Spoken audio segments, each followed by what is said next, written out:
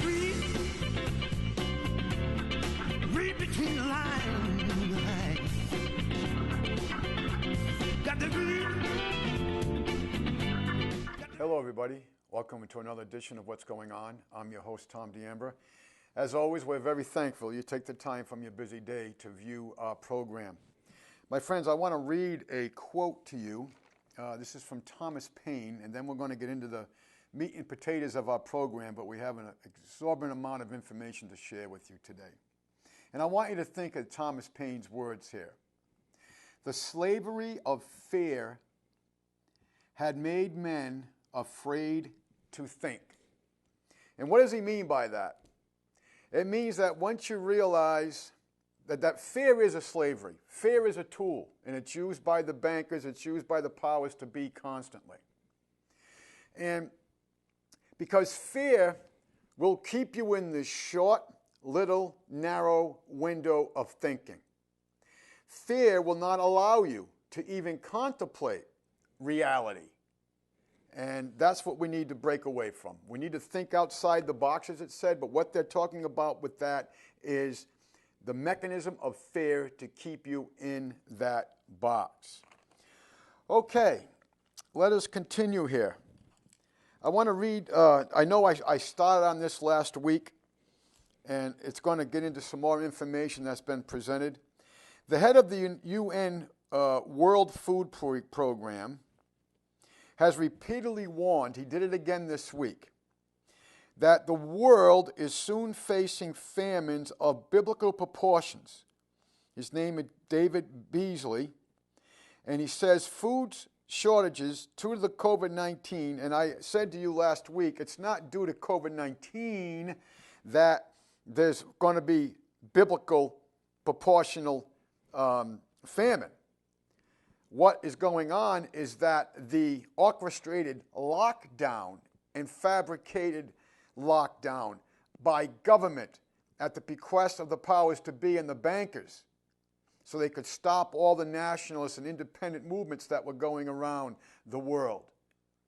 That is what's going to cause the biblical food shortages. You remember when Henry Kissinger told us, if you wish to control nations, you control oil. If you wish to control people, you control food. Okay, my friends, I want to continue with that, and please take the word that this man understands what's going on. He says the world is facing multiple famines that could result in 300,000 people per day dying from hunger. Think of that. All right. It's important that we understand what he is talking about. Now, I did some more research on this, and there's an organization out there. It's called Feeding America. Now, basically, my friends, Feeding America is made up of 200 of the largest food banks in our nation. And listen to what their discoveries are. They usually try to put together 10 billion pounds of food amongst these 200 food bank conglomerates, but it's one single conglomerate called Feeding America. Because of the lockdowns, not because of COVID, because of the lockdowns, their words, not mine, they estimate that they're going to be short in the next 12 months over 8 billion, that's B Bravo, meals. Think of that. They estimate that they are going to be short 8 billion meals in the next 12 months here in the United States, which equals, they estimate that they need to substantiate this need just 17 billion pounds of food that they're going to be short here in the United States alone. Now, I read to you last week for the month of March, the 30-day period of March, all the uptakes in the cost of food. Well, the May index was just released. And this, I don't have the time to go through everything, but collectively, food cost in the month of May alone in our United States went up 5.6%. That's 1 month. And it's only going to get worse. My friends, we are eating yesterday's food. Now, if you wish to see how ridiculous this is all getting, I want to show you a quick video of a high school dance. And we're going to show this real brief to you, but I want you to think about how ridiculous this is going. You think the governor of Maine telling waitresses and waiters to wear dog cones was ridiculous? You think Governor Newsom in California telling people to take a bite of their food and put the mask back on while he kept his private businesses open is ridiculous? Of course it is. Folks, we're just going to play this real quick and we'll be right back at you, but watch, this is a high school prom, and watch how these young people are dancing. So if we could, guys, let's go ahead and run that now.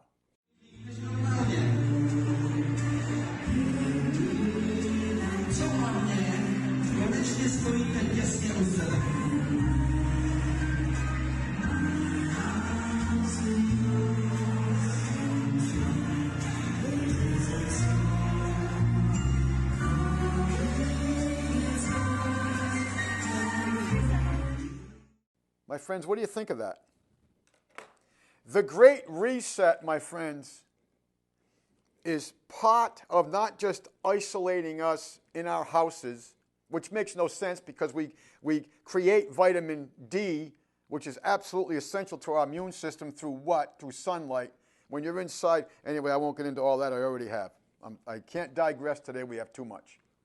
So they're taking away our intimacy amongst ourselves as a species. That's what this is part of.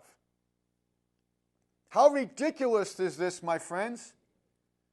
And our young people, because they've been completely indoctrinated through the academia, is going along with it. It's madness. Madness.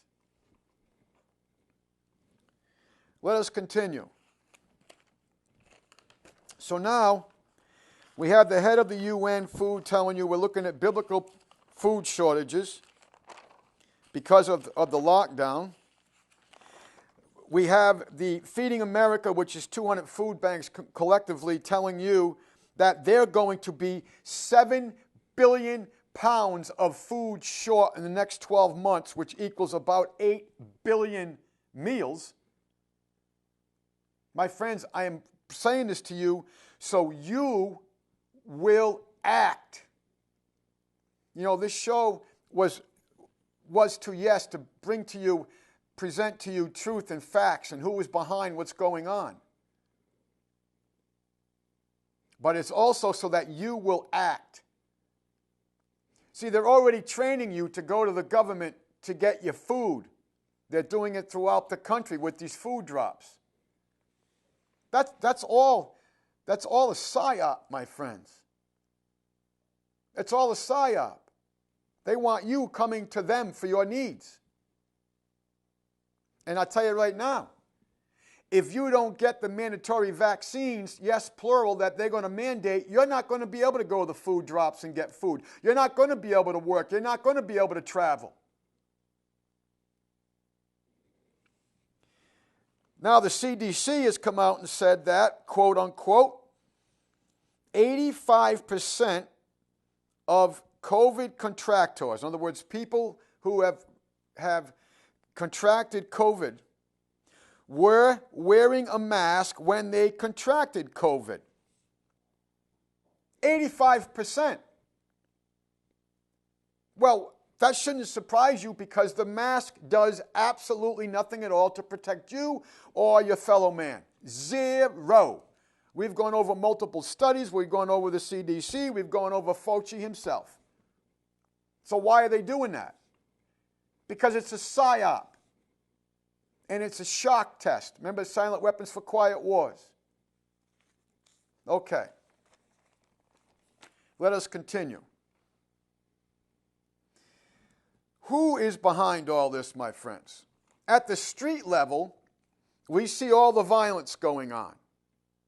But these people are they're just puppets on the stage. They're actually pawns on the stage, as Lenin called them, useful idiots, that we're allowed to see. But at the street level, what is the mindset of these people? Of course, we've had rioting throughout all the cities. We've had no law enforcement. We've had the DAs who are financed by George Soros, etc., protect the rioters while people who are trying to stop them are being arrested, even on their own property like the Mikulskis. So they've turned the justice system flat on its face. See, that's what the average American thinks. I know from studying since 1978 that the justice system has always been meant to keep the little people little and nothing more. Nothing more. So I understand that. But what about at the street level, these people who think they're part of the beautiful people demographics? Let's play another quick video for you of a Democratic state of Colorado coordinator, and let's see what he has to say about their mindset and what they're looking to do. So guys, if we could, let's please run that quick clip. 2020 is a political revolution. I am going to do everything morally acceptable to win. I will lie, I will cheat, I will steal, because that's morally acceptable in this political environment. This is Chris Jacks from Our Revolution, a radical left 501c4 organization bent on creating a, quote, political revolution in the United States. Jacks represents the Democratic Party here in Colorado.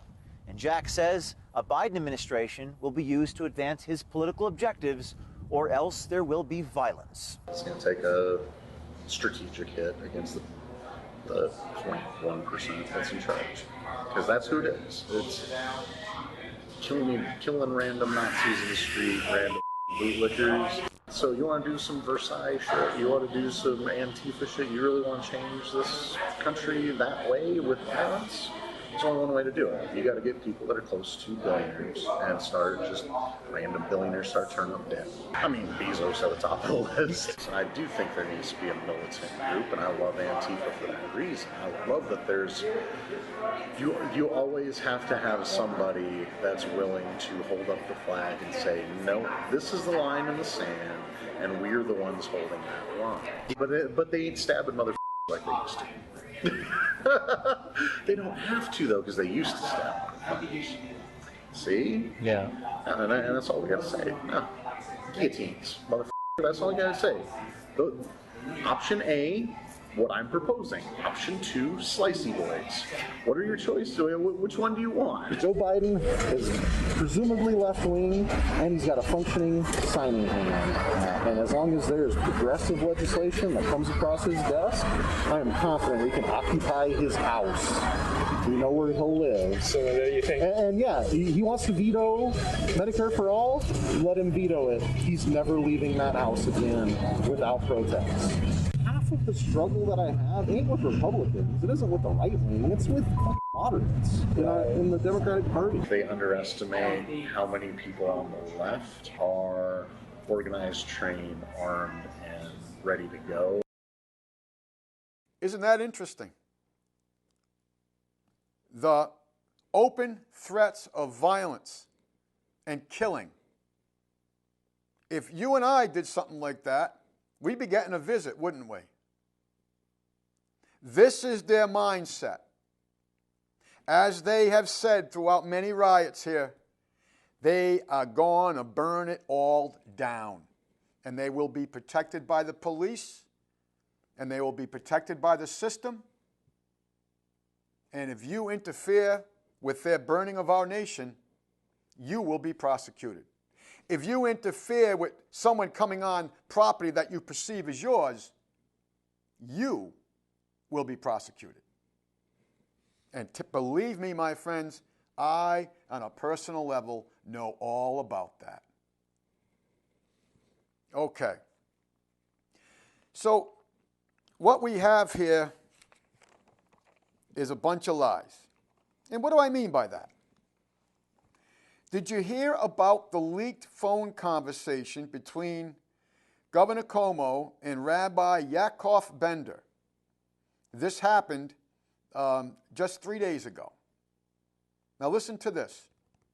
I am reading this verbatim to you after listening to the taped recorded conversation between Governor Cuomo of New York and Rabbi Yaakov Bender. You ready for this? Now this is Governor Cuomo speaking. Listen to his words. The government initiatives are not based on science, but simply out of fear. Let me read that to you again. This is Governor Cuomo of New York. The government initiatives are not based on science, but simply out of fear. And folks, when you listen to the conversation, it goes on. At the very end of the clip, Howard Zucker, who is the Commissioner of Health for the state of New York, is agreeing with Cuomo. So the two people that implemented, the destruction of our economy in New York, the unbelievably elevated crime rates, suicide rates in New York, the murdering of 15,000 people by Cuomo's directive to put them in nursing homes, people that have been infected, is all based, he says, not on science, but on fear. And the fear is, my friends, that if he doesn't do what his handlers tell him to do, they won't appoint him in the next election. Please take heed of my words. I didn't say he wouldn't get elected. I said they would not appoint him in the election. He'd be out of the game. That's the fear he's speaking of. Now, on another interview, Governor Cuomo said that he never gave the order to send all the people that were infected into the nursing homes. Never did it. He said it on 2 programs. So I went to the Department of Health, New York State, and I looked up the order. Signed by Governor Cuomo and the Commissioner of Health, Howard Zucker. I'll read it to you real quick. No resident shall be denied readmission or admission to a nursing home solely based on a confirmed or suspected diagnosis of COVID-19. Nursing homes are prohibited from requiring a hospitalized resident who is determined medically stable to be tested for COVID-19 prior to admission or readmission. Signed, Governor Cuomo and Zucker. That I got off the Health Department, State of New York. So now NBC Today, I don't watch these programs, but NBC Today on Wednesday, an interviewer named Geist was trying to give the governor a way out about, the fog of war, mistakes were made. And then Cuomo says, there was never a directive that said we will send COVID positive people back to nursing homes. That's what he said. The directive, he blames it on Trump. The directive was modeled and from the federal directive that said you cannot discriminate. 15,000 people died because of that. 15,000. Unbelievable. So, who's behind all this? I want to play another clip for you And this is from a former KGB agent, Yuri Bezmenov. Now, he's doing an interview with one of my heroes, G. Edward Griffin. And I want you to listen to the man's words, and then we're going to break it down a little bit. So, guys, if we could, let us please run the video of former KGB agent Yuri Bezmenov warning to America.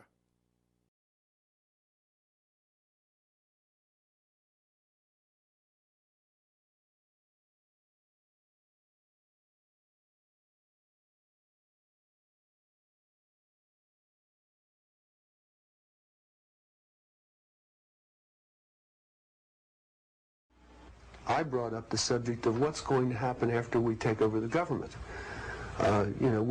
We become responsible then for administrating, 250 million people. And there was no answers. No one had given any thought to economics. How are you going to clothe and feed these people? The only thing that I could get was that they expected that the Cubans and the North Vietnamese and the Chinese and the Russians would all want to occupy different portions of the United States. They also believed that their immediate responsibility would be to protect against what they called the counter-revolution.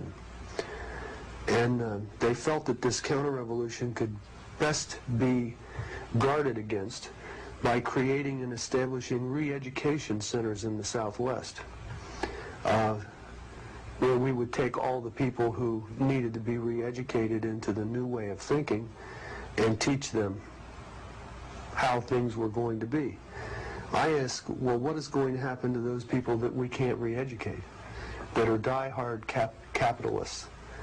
And the reply was that they'd have to be eliminated. And when I pursued this further, they estimated that they would have to eliminate 25 million people in these re-education centers. And when I say eliminate, I mean kill. 25 million people. I want you to imagine sitting in a room with 25 people, most of which have graduate degrees from Columbia and other well-known educational centers, and hear them figuring out the logistics for the elimination of 25 million people. And they were dead serious.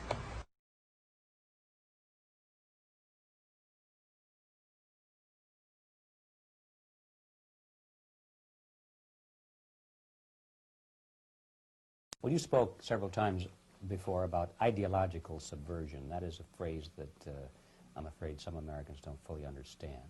When the Soviets used the phrase ideological subversion, what do they mean by it? Ideological subversion is the process which is legitimate, overt, and open. You can see it with your own eyes. All you have to do, all American mass media has to do, is to unplug their bananas from their ears, open up their eyes, and they can see it. There is no mystery. There is nothing to do with espionage. I know that espionage intelligence gathering looks more romantic. It sells more deodorants through the advertising, probably. That's why your Hollywood producers are so crazy about James Bond type of thrillers. But in reality, the main emphasis of the KGB is not in the area of intelligence at all. According to my opinion and opinion of many defectors of my caliber, only about 15% of time, money, and manpower is spent on espionage as such. The other 85% is a slow process which we call either ideological subversion or active measures, активные мероприятия in the language of the KGB, or psychological warfare. What it basically means is to change the perception of reality of every American to such an extent that despite of the abundance of information, no one is able to come to sensible conclusions in the interests of defending themselves, their families, their community, and their country. It's a great brainwashing process which goes very slow, and it's divided in 4 basic stages. The first one being demoralization. It takes from 15 to 20 years to demoralize a nation. Why that many years? Because this is the minimum number of years which requires to educate one generation of students in the country of your enemy, exposed to the ideology of the enemy. In other words, Marxism-Leninism ideology is being pumped into the soft heads of at least 3 generations of American students without being challenged or counterbalanced by the basic values of Americanism, American patriotism. The result you can see. Most of the people who graduated in the 60s, dropouts or half-baked intellectuals, are now occupying the positions of power in the government, civil service, business, mass media, educational system. You are stuck with them. You cannot get rid of them. They are contaminated. They are programmed to think and react to certain stimuli in a certain pattern. You cannot change their mind, even if you expose them to authentic information, even if you prove that white is white and black is black. You still cannot change the basic perception and the logic of behavior. In other words, these people, the process of demoralization is complete and irreversible. To get rid society of these people, you need another 20 or 15 years to educate a new generation of patriotically minded and common sense people who would be acting in favor and in the interests of United States society. And yet these people who've been programmed and, as you say, in place and Yes. who are favorable to an opening with the Soviet concept, these are the very people who would be marked for extermination in this country? Most of them, yes. Simply because the psychological shock when they will see in future what the beautiful society of equality and social justice means in practice, obviously they will revolt. They will be very unhappy, frustrated people. And the Marxist-Leninist regime does not tolerate these people. Obviously they will join the links of dissenters, dissidents. Unlike in present United States, there will be no place for dissent in future Marxist-Leninist America. Here you can get popular like Daniel Ellsberg and filthy rich like Jane Fonda for being dissident, for criticizing your Pentagon. In future, these people will be simply squashed like cockroaches. Nobody is going to pay them nothing for their beautiful, noble ideas of equality. This they don't understand, and it will be greatest shock for them, of course. The demoralization process in the United States is basically completed already. For the last 25 years. Actually, it's overfulfilled because demoralization now reaches such areas where previously not even Comrade Andropov and all his experts would even dream of such a tremendous success. Most of it is done by Americans to Americans, thanks to lack of moral standards. As I mentioned before, exposure to true information does not matter anymore. A person who was demoralized is unable to assess true information. The facts tell nothing to him. Even if I shower him with information, with authentic proof, with documents, with pictures, even if I take him by force to the Soviet Union and show him concentration camp, he will refuse to believe it until he is going to receive a kick in his fat bottom. When a military boot crashes his, then he will understand, but not before that. That's the tragic of the situation of demoralization. So basically America is stuck with demoralization, and unless, even if you start right now, here, this minute, you start educating new generation of Americans, it will still take you 15 to 20 years to turn the tide of ideological perception of reality back to normalcy and patriotism. The next stage is destabilization. This time, subverter does not care about your ideas and the patterns of your consumption. Whether you eat junk food and get fat and flabby, it doesn't matter anymore. This time, and it takes only from 2 to 5 years to destabilize a nation, what matters is essentials: economy, foreign relations, defense systems. And you can see it quite clearly that in some areas, in such sensitive areas as defense and economy, the influence of Marxist-Leninist ideas in the United States is absolutely fantastic. I could never believe it 14 years ago when I landed in this part of the world, that the process will go that fast. The next stage, of course, is crisis. It may take only up to 6 weeks to bring a country to the verge of crisis. You can see it in Central America now. And after crisis, with a violent change of power, structure, and economy, you have so-called the period of normalization. It may last indefinitely.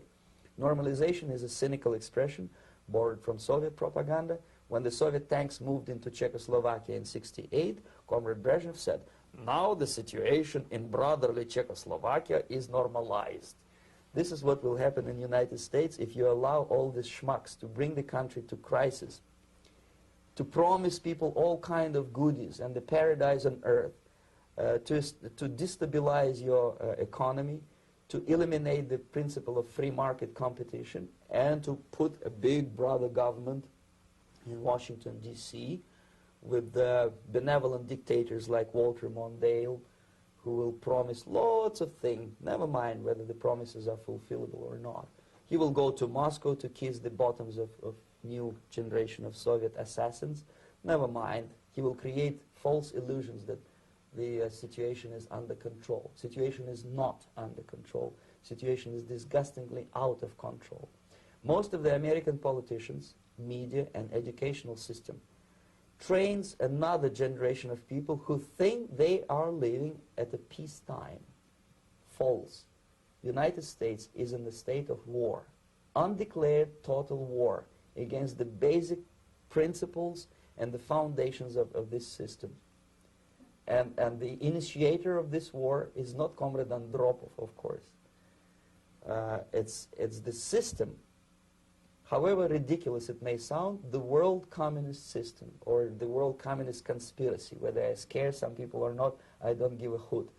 If you are not scared by now, nothing can scare you. But you don't have to be paranoid about it. What actually happens now, that unlike myself, you have literally several years to live on unless the United States wake up. The time bomb is ticking. With every second, the disaster is coming closer and closer. Unlike myself, you will have nowhere to defect to. My friends, that's from a man in the know. So I'd like to break this down for you real quick. And to see, in fact, where we are with what he says is the process that is going to go on. Now, last week I got into, and I don't have the time to complete it, I completed about 70% of what took place in 1917 with the Bolshevik Revolution in Russia. And I got into the play-by-play, the modus operandi, the playbook, if you would, of what they were doing and comparisons to what's going on today. And it is lockstep in motion. So, what does they have to say about where we are? He breaks it down, folks. He calls it ideological subversion. And listen to his words. Open your eyes. You can see it. Remove the bananas from your mind. Then he breaks down the 4 stages. But what I found also very interesting was he said that everyone thought the KGB was nothing but a spy agency, like everyone thinks about our CIA. Well, it's not our CIA, it's their CIA. The CIA is a private army for the bankers. But he says that when you looked at the budget of the KGB, it was only 15% espionage work. And it was 85% what he called active measures. And he breaks down some of the active measures. But the one he really hits on is this: psychological warfare. Can you say, wear a mask? He also talks about change the reality of every American. Change the reality of every American. He called it a great brainwashing process that is a slow, incremental process. And he breaks it down into 4 stages. The first one, demoralization. How do you demoralize a people? He said it on average takes about 15 to 20 years because you need to have the children in the indoctrination systems for 1 generation to fulfill this stage. Look at our children, my friends. They hate their own culture. They hate their own race. They're burning our nation, and they're eliminating our history. All through academia. That's why I say, if you're all for what's going on in our nation, thank a teacher, thank a principal, thank your school board, thank a school administrator, because you're seeing the results of their efforts. Demoralization. Wear a mask. Dance backwards. Stay in your house. You're non-essential. Demoralization. Destroy our history. The founding fathers were nothing but a bunch of slave owners. The system's completely corrupted. Put corrupted people in power, in positions of power, so that people have no faith in the system.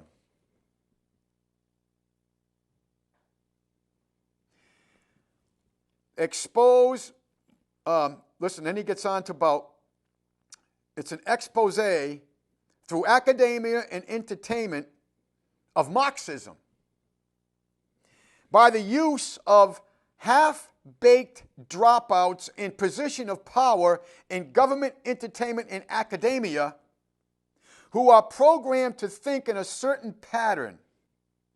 And now, my friends, they're not only programmed, but they are in place.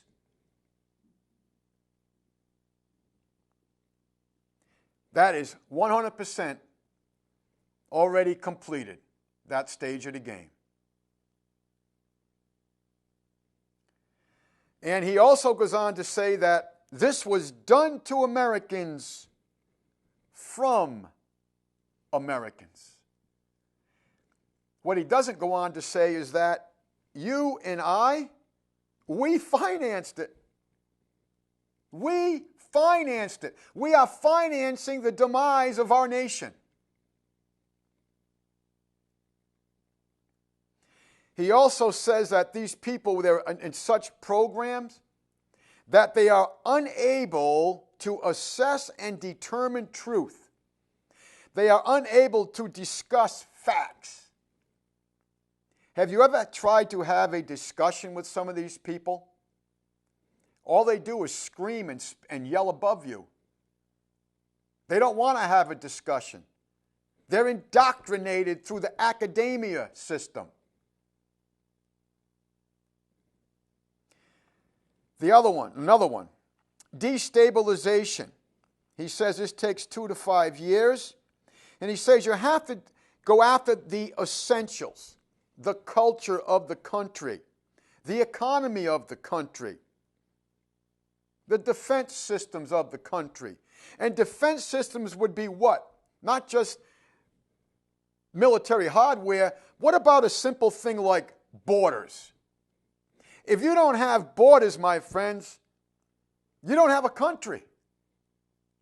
And if you don't have borders to keep the destabilizers out, it will bring in destabilization. And all these people coming into our nation, my friends, they're not here to assimilate to our culture and our history and be productive, proud Americans. They are here to bring it all down. Destabilization. This we've experiencing. And he says this takes 2 to 5 years. It actually took a little longer in our nation. And I want to tell you why it's taking longer on all of them when we get done here. The next stage is crises. And he said that this usually takes in periods of weeks. He does mention 6 weeks. But he says, by the use of violence and disruption of society. The use of violence and disruption of society. Are you seeing any violence or disruption of our society? Actually, we're getting the double whammy, aren't we? We're getting it from the street-level thugs, the useful idiots who are burning our cities and destroying our heritage and eliminating our history. But we're also seeing it from the people in government that we think are benevolent people doing us good by keeping us in our houses. Wear a mask. Our society is completely disrupted, isn't it? It's 100% completely disrupted, not just by the use of violence at the private level, but even the police. The police don't do anything about the rioters burning our cities, but man, don't wear a mask. You go to your son's junior high school football game, you don't wear a mask, you get tased. You walk your dog, you don't wear a mask. In California, you get put in a lockdown seat, handcuffed, and tortured. I was almost going to show that video, my friends. I was almost going to show it. I thought it was too disturbing to watch. Do you think the mechanisms of our society have been disrupted? I think you can answer that for yourself.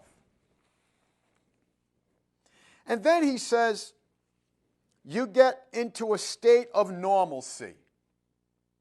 You see, this is why things like having your children in schools and libraries going with registered sex offenders, pedophiles, because it's a way of making it normal. Pedophilia is normal. Now it's the LGBT XYZP, because pedophilia is normal. Hell, the state of California has backed off their laws on the restrictions of pedophilia. And normalcy also is where you're going to think your dictators, the Comos of the world, the Newsoms of the world, the Whitmers of the world, you're thinking that there's some kind of benevolent dictator, to use his words. Folks, talk about an oxymoron. Benevolent dictator?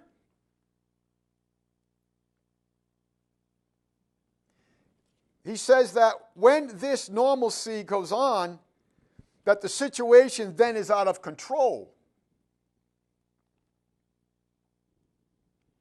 And he also says to the American people, you're not living in peacetime, United States of America. The United States of America is in a state of total war. And he says to the American people that you have nowhere to defect to. Where are you going to go? Where are you going to go? You have to stand and fight and say, no, I'm not going to participate in the lie anymore. I'm not going to give credibility to the lie no more. Yes, it takes courage. I get that. Hell, it takes courage just to walk in the store, me and Stanley, and we're the only two not wearing masks. I had a friend of mine just came from the state of Texas very recently, this past week. He said, Tom, you had to look for people wearing masks. There was nobody wearing masks. He said maybe 9 out of 10 people, 1 out of 10 people were wearing a mask. Look at it here in Vermont. Everybody's wearing a mask. Over what? Not on science like Como just said to you, but out of a state of fear. And the fear I'm correlating to this time is you. Because you live in a state of fear. Have you ever seen the law that says you have to pay an income tax to a foreign private corporation called the IRS, which is a collecting agency for another private foreign for-profit banking corporation called the Federal Reserve? No, you haven't. Why? It doesn't exist. But what do you do every year, every day? You pay them. Why? Because you live in a state of fear. That Hegelian dialectic, crisis, reaction, solution. And they're making the best use of this one. So he says, what are some of the things that we have to do to reverse this procedure? He says, first, you have to bring forth the failures of Marxism. You're not going to get the kids taught that in our schools, I assure you. The other thing is, through education, you have to have a national effort of the foundations of patriotism here in this country. Like, maybe we should do something like, I don't know, how about we start teaching the Bill of Rights again and the Constitution again? How about we start to understand that the Federal Reserve is a private foreign bank that was put into play on December 23rd, 1913, while the Congress was away for the Christmas break? How about we start to have the understanding of our lack of money system? How about we start to have an understanding about Senate Document 43 when the Insolvent Corporation USA Incorporated went insolvent and you don't own anything? Or the fluoride, or the vaccines, or the GMO food. That's what we need to do.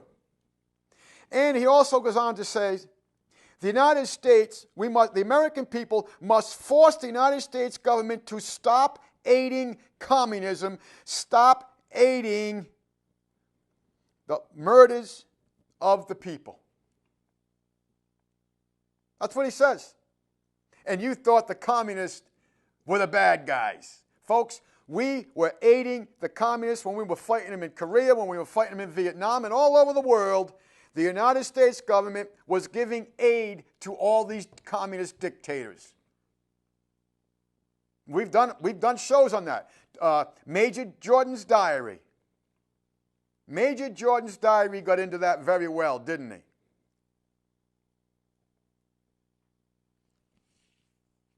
So here we are. And I think that he sums it up quite well. But this is all being done, as Como said, the initiatives are not based on science, my friends. He said, but simply out of fear. Do yourself a favor for yourself and your family. Get some food together. And I really mean it, folks.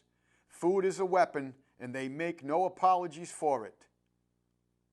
Get food. Have a way to filter water. Imagine, do a self-analysis and see if the electricity, because when the electricity goes down, what is that going to do to you at your personal level? And the big thing is, my friends, is stop living in a state of fear.